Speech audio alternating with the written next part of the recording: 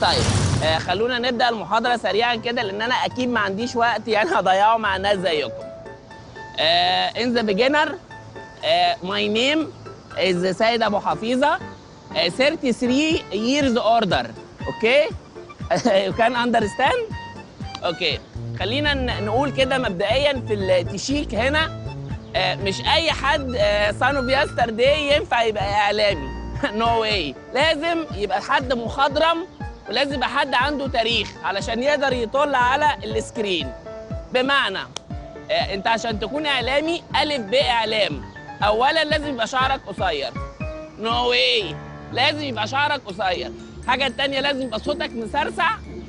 اخر حاجه لازم تكون بتفتي في اي حاجه، يعني بتفهم في كل حاجه حتى لو ما بتفهمش.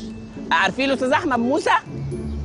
يعني anyway انا عايز اقول ايه، انت البنيه التحتيه بتاعتك ما تاهلكش تبقى اعلامي. الانفراستراكشر ثانوي بتاعك ما يديكش انا يا سيد يا نهار اسود.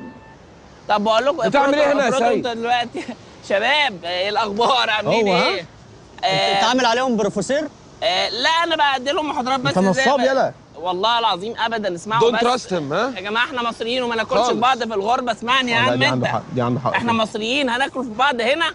هنروحهم بس وبعدين نبقى طيب نتقابل بكره. يلا يا شباب، سي تو يو يسترداي. يلا باي باي. يلا لا خد تعالى بقى. ايه اقسم بالله لا هيمد. تعالى بقى عايزينك في كلمتين. طب من غير بس ما حد يمد. يلا محدش هيمد ايده. يلا يا سيد.